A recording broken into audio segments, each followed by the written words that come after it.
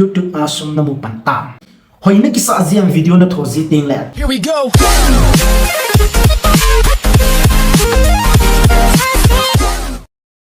Hello guys, welcome back to another video. Tuni video he biham te ahla.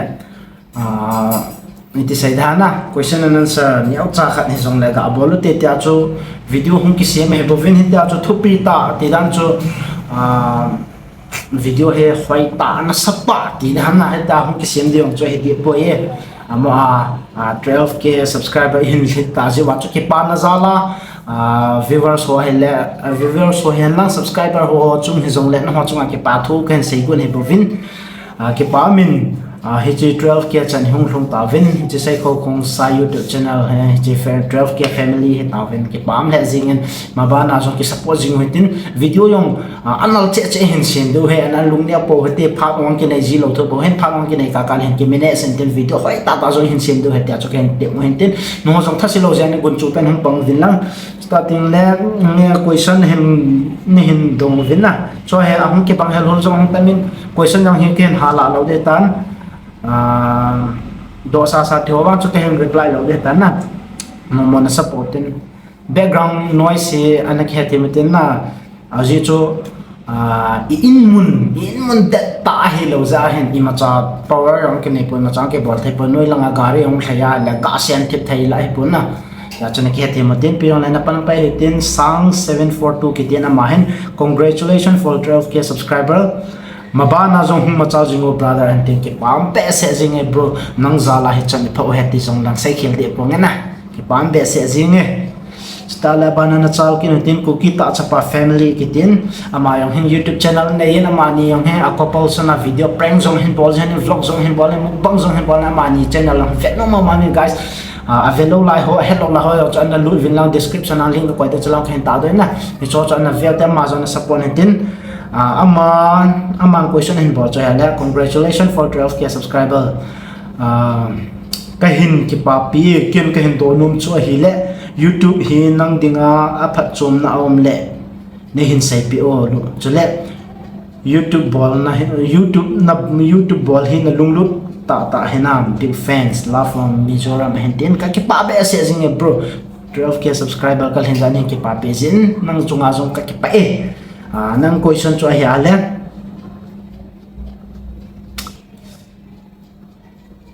YouTube ka hin bol he ke dinga phat chom na ga ti de he ti ding he ale ka phat chom he tamin na yong la he chela chon tham khat point ne khat ne ni hin da doing ka ting ka phat chom pi na pen ta cho hi ale YouTube ka hin bui pi ko na hen ka confidence level jo hung sang je min na ke hi thing a sei dinga chom mi ke phat lam sim mi za ta se ka hin he ta video sema ai lo le bol ngam jong chu ke po hin la YouTube me ka hen bui pia ko ne YouTube ka hen bola video ka hen sema ko na hen ke ko confidence level tham khat hung sang nen ta la he ti holim dan jong mi ma sanga holim dan jong tham khat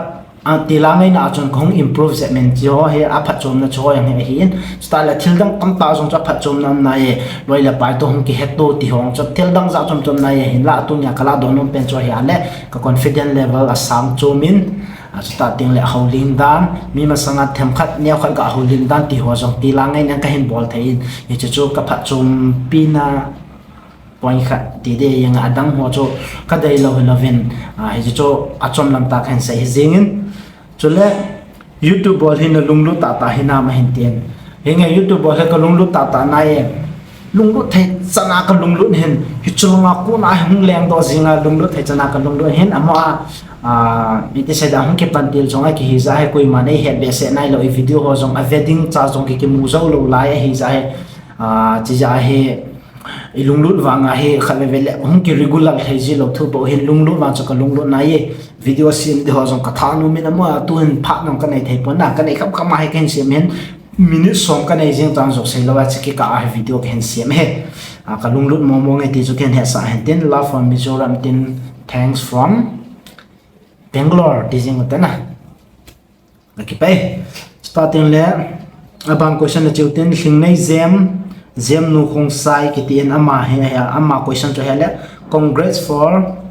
12k subscribers atin emoji lim khat he ta na emoji lim chu chi tan kan koi da en na idol koi ham chule ipipenzia ma chu na idol he ham atin ka idol ti dan chu ipilang pang ham football lang na ti ham ai lo le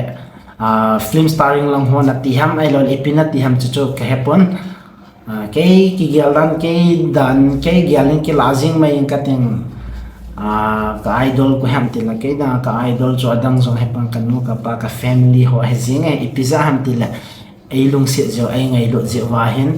starting la he chu chu hen sai ti nga ana ka question kan sa chu ana la se hi vin lang ka subscriber ho ai lo la ka viewers ho ka ngai lo na he point na ama sa pe na ding ha chu ka in ko te ka he ka idol pi pen he ka ti chu he yang ka sai khela ma la ning ngai dam na ye chu question he ka confuse na cha chon nei na he thim vin lang aban na chi ki taw hitin na bana question hi pham ta lan lun no akiti in lun no ma question cho congrats for 12k bro atin thanks bro tala question number 1 na cho in sungmi izan hiu ham bro len pen him mi naw pan him ole mi line hem ten in sungmi hi kanu ka papu ma mi nga ke hivin ke hi mi mo bit bening keting hoi mo bit bening keting nak get pit put jang lang he dan dan na chu mi opa ka hi na alien pen ki he ke chunga ko ma ampoi full power he abana chu abana question chu chule dong ma hi izat tabang na nei tam na ex ho na la choina khatam dong ma hi ka asin thai ding hin 1 2 3 Sony hoa he thằng này thế tại là tôi bố biết cái exo cả là chơi na exo na là chơi na khatan ipiong cả là chơi đi he là chơi na đi rồi ipila sa ipisa da mang cái he là chơi na đi mang cái he ha ban na chicken he ten chơi na din YouTube mà hin ipi video ki sim le mi ngai sang ki hidem tia na gialem bro ka heti poina ka heti poi ka ti dan chu ipi video chu ki sim le mi ngai sang dham ka he poin ka video sim hoi na hon na hen vet nom wa na ngai sang le wa he jing en ke chon ka ki heti point ka video han na vet nom wa na ngai lot wa na ngai sang le chu chai hing ke ma ka ki het poi bro congrats for 12k again suma chal jingo thank you bro thank you cái bà bia sẽ gì nghìn nắng già là hè do phải là nè thấy nè hắn đây toàn question chỉ cái tàu tin hậu vu mấy cái tin congrats and then thank you bro cái channel zong hin share community tem atin share lo cho all mo heta abana question cho he ale most cha sa kitin 12k subscriber na hlen na chungin ka hen ki papi hle bro atin bro ka ki papi se jing ka sum chu no ka ko mem la chun songa ka pe den he bro ki pa ran jan hitin na YouTube channel hi nang ma ding se an ki nang ma ding se mang cha ing na tm ai lo le nam pi dinga zong a kho na chana mang cha ing na tm god bless you all then hichika YouTube hi cái mà đinh sẽ zong chu cái tiếp đi pon năm pi ading zong chu man cha na thei dol hong ma hele man cha ding hin la tu te di hin cái channel zong channel neu cha bo hin kui ma năm pi ading ga man cha khan yong cha hling nai pon na hin man cha na ding dol au ma la wang chu ka man cha de ke ading se wang chu he di poi i bon wa ding a he paso hin dong pe heta la to no we năm pi ading chu man cha na thei phan hong ma hele ki mang chan nan te aban question achi pe ke no tin ngam cha ki tin ama hen bro 12k subscriber na ki pa pi ding zong kata sanin kin kan do num cha hi le la khan hin so raindrop te hin so tin ken la ka hin sa wang chu la na ngai no mo le de tai na la so zo si yong na ve da do ye de ala sa pa zong na mu da lo lu jing de he la chu in sa du bai raindrop ipite te zola phating le hin try ka ti kan try do la kan hab da kan try do la hin hab da da ngai cho ala yong chu no ma sen lang tu ta dia ka pai ha ne na atuin yong ka han na hen zo la khong ke zil di khen bol thaya le a clip in hab do tai ani na chu na khu hai la ham ka khu chu ya le luan zang village hin ga he thai ding a chu new ke thiam bi area lang he bana he mi uchai zan hi ham uchai mi thum ke heaven ahoi mo pen ai ahoi pen alien pen khe no ucha la ova alien pen wal ne pen as no koi san ho ma sang ka ki sai chai tai na answer ka hin pi chai tai ka advance wal ki tai na phung meni pe ham ka phung min chu ka channel la to sai kho khong sai ki hin ke hi sai kho ho kuam ka hi nei te sorry bro ka channel meni yang sai kho khong sai ka ti tan na ki gyan jong chu ka hi ti pon ho ki jong ka hi pon sai kho khong sai chu ka hi.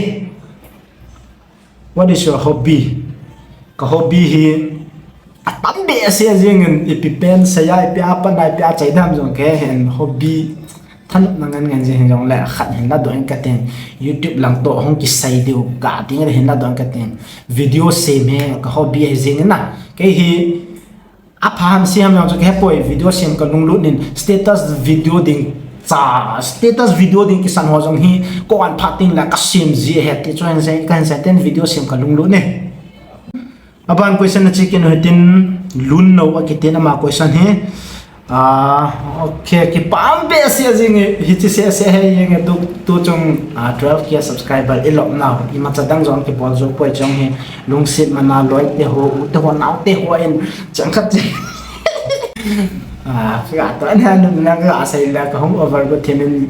ke pa me chi a sponsor ho ka roommate ho chunga ka ke pa be se ajing akung le de to sunga ni au chakhat bo akung le de to asunga ni au chakhat bo he ka to an bo he ka ke pa be se ajing a ji zo lang pa la ka ni de to ka ke poi na question cho hin simple ke tin lungsi ta tuile me hin sa u first verse across khat atin na chung chu tu pe na sa de a he thai he na ye cho zan khang hi tan ken chala la khen sa la ya ka next room ho hen ka dai pi pen bol lo ham hung khu thut de hen ja chan kan sa kan ka hen sa ani azo ati zo phat na kan try do the video clip kan hap ke dai tai arute ka ve ka swang tho naram thunun tu selecting zo jarolo eval quy khu nang le fa zo la silvardia nge chimbal the hena mage chuban se tiang ke te ti nang le ke pelaya living tui phong te mi song ding ho ma se khan mi zia ero tui le me yang ti ma se hello chua ke ma lo nang romeo ke juliet Heomangboi touthang ke tien ma yang hi YouTubers ka le hin ama channel jong venom am thazing in ama jong an veu tin bot thai thai na polate na support ki no te chu kan sain tin ama question cho hala big fans bro na video kap vet channel subscribe ka bol zie ki pam be se jing bro video na vet na subscribe hen bol zi nang se ayong subscribers ni be thing pam te ka gyal dan ki pam be se jing ipihile congrats for 12k subscriber ay jong le tin ka ke pa bi se yang ay yong lo ban chi ke daw tim lun cha edit kitin amai bro 12k subscriber na mu zo si a hi ichana na ke pa em na subscriber ho head da nan ta lang thai ka ke pa dan chu tu hen ki lai do na la ya tere sam ki chom la na noi lang ki pa la le chu ai jing ka ke pa lan na chu a ji zang am poina asai ji jong ka heta he ka ke pa be se jingen aban question na chicken ten lam go si thaw ke tin ama question cho he ale number 1 na cho na journey ki tile YouTube na hen boy pi na ha asan sa pen pem YouTube ken boy pi na ka journey ka ha sa ka sa pen cho he ale video sim ting a le camera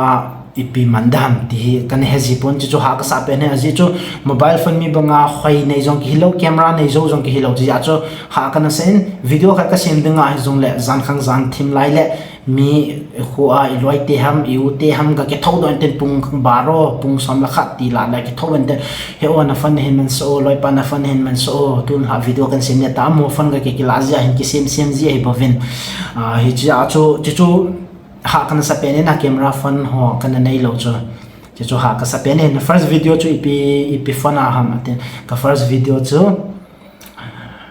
Redmi 8A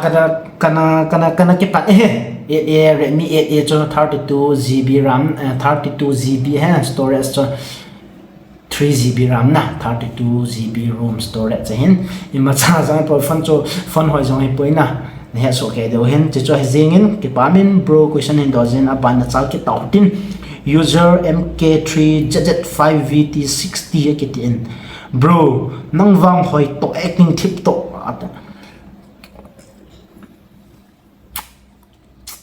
na question cho nal ka sai tu nia nga base question he ang wang na thiam mo nge cho question ni so ki ngai nom ji cha nei lung si a hoi nei sa helo le nei ngai lu ja cho acting team nong nei sa hen tin ka ki pa be se jinge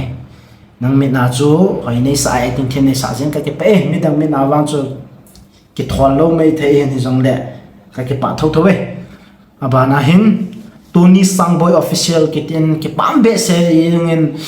e ho inam sungu Kuki sunga denga actor min thangta khanen he chi comment hin bol ho he ka ki pa be se jingin ama chung ki pana sangta ken pong ama jong YouTube channel nein ama azong an visit no hitin bol the khana bol hitin ama question chan sim do taute alang pi vet theida ipi mabana nehin bol da bro alang pi vet theidinga hin video hoi video pa video nal chu kan sim ding hin ip video chu kan sim dam wang chu tu la tun kan sei thei pon a phat dung zu ya hin ki bol enten video wang chu na ho sok si vet nom te ding chu hin sim de chu ka than na zong hin ka lung tup zong hin anon zong long lo ten nei na nga jing vin tia chu kong tau he no vet nom hin sim do he ti chu hi zeng na chom na ma se ding abana hin sangboi gui te kitin congratulations for 12k at the end ka ke pa be se jinge ama question choi le bro hoi lai hon hi ham chule kum izan hi tam ka sei ta na ka ho chu lon jang ho hin kum he ha le kham chun pha le ni ho chalen kum le tha hung kin no thimin ke jong ka kum hung tam thin tan to kum December ting le hen kum son ni la kum ge no chu ka hung thin de ai ka ki sei khile ba kum son ni le ni ka ti ne itu yang cho kan mo sei chop chom yang kum son ni lagi ka hong phago pai jin kum son ni le ni ki de 22 YouTube hi iti ako na hung ki pan ham aten YouTube he hong ki pan na he ti ding ai la ke hot pat na he 2021 22 ho cho hong he de tan aki active na he khapon to chan yo ke active be pon ke kan hon pan na cho long choi de tan ke active na wang ha sot be se ji nai poi sot be se nai poi ipilunggial na ya YouTube na hin ki hon ham ipilunggial athina se da hin hon ti lang so ipilunggial no chanom poi ama memorial ding tia video ho hin ki sim hin an la to ka lunggial he ipilunggial ham ta la he chi he ipilunggial no chom di he ama ka sai ba ka confidence level ki build up na dinga he ka hin bol he jingin chu ta ting le mi ki pasa de mi thanup san de bi ang ka thana men chi a ka zo thai chana ka mi khadani ana thasi ai lo la ana I khano khadani ka video ave na ana nui kha he zong le ta chu mi ki pa na ding to ma chu ta chu ken sim pe yang hen ten ka channel na subscribe na lo le ni subscribe yo so nin ka subscribe ta ya na nang channel chu o mo he ne video ho zong ka ve jing he comment ka hin bol ji lo wangen thank you from subscriber at the end hoi lang kasim ka na thank you from Assam Karbiang long then ka pa be sa jing from the bottom of my heart abana chal ke tin lin kim kaya ke tin hoina ki sa jiam video na thoji ting la tin ko hoi poi ki te la pathen thil sem dem ka hi de hen hoi chu ka ki sana ai wangin mi mit ake bang pon khat mi na chun ki hoi mo en tin khat mi na chun mit vet da ki chang te khat mi na chun ki thol hi en tin khat mi na chun ki hoi mo de khat mi na chun ki hoi hi zong le hoi ka ki sanai video ka thoji te le han hoi ka ki sati sanji nong ho mit vet ding awang cho i phem khat to ki lo zong le tua tao có mai khen xây bố ấy nụ mua nó sẽ gì bố cái xây khi nó mà lại hỏi cái sạt thấu mày hỏi cái sập bơi thì để cho ấy xia ba đêm to cái lâu nhà cho cái xây nông bố hỏi cái sập bé xia gì nghe bà này mà kim mà cái tiền YouTube sum namu pantam kamu pan ai pui ti tha kamu pan ne ti dham earning cho ka pan tam bang payment ang ka kai do nai poi aji cho $100 sa kil het lawa le payment ha ke kai do thai pon ya cho tu him ka het nai pon an awa thim na lazin nung sit ten ka video ho hi apun apan na achai na ta ka ga in vg in lang so ta de advertise ho skip nei na bol pi zi he lang lunglot tan an ve cha ke ji la chon in kai do pai do ha tai chỉ cho hi zing tu nia video hi chi chan cho hi zing in idam dan question okay skip ai lo la ka hin mu lo om khala nei ngai dam vin na ki nota ken bol hi ka sai banga chu room hi ha paw na thai jong hi pon inung ima mi dim jing hen na no mo na support in hi chan chu hum hi de tan achai na dingin ka ki pa be se zingin no ho zo si zala hi chan hung hun thai he ti chu no ho zo si credit ka hin pin ma ban in jong ki support jing tin video jong anum nom ka hin sem ding ka hin bol jing ding hin no jong lung lo tan an nga jing vin na cha la ka channel na subscribe la notification bell aninga bell khan ve ta chu tin chan pu la chan pu la ven na mana notification chu all in ka age kwai la chen video ke na upload jiting la no han sai ko kong sai ta search nai la wa notification na hung deu hoi mo be jong lang no ho mi ve dang sai no mi ve dang hoi mo be jong lang ka channel cha ai na ve pe je vin ya cho ka sai hin tin ka hin sai wal ji tan ke ka tha no wal jing tu de la he chi jong hen nei nga lal thim tan na ai na nga lal tan zo pa na so ai na nga lal thim mai tan kyang hung kin wang ka teng ai chan cho tan tin tu na video chan cho nang hi chan hin na khum kha te bye bye tua hin chi behind the scene na hi zing na ya video in se mo cho hi tia hung ki tunga ita hung ki towa chin ki doma hi chin ki doma ta video an ki sem behind the scene hin to hin kham khamen lunglu ta ne deng hin sem pi ho am ho chun lunglu ta ne the hin sem pi win ga ne pi lo de chula akilit sa pi ki ban ke en kun ya chu ga mo ne pi pi te ki te kit le Sasikin intin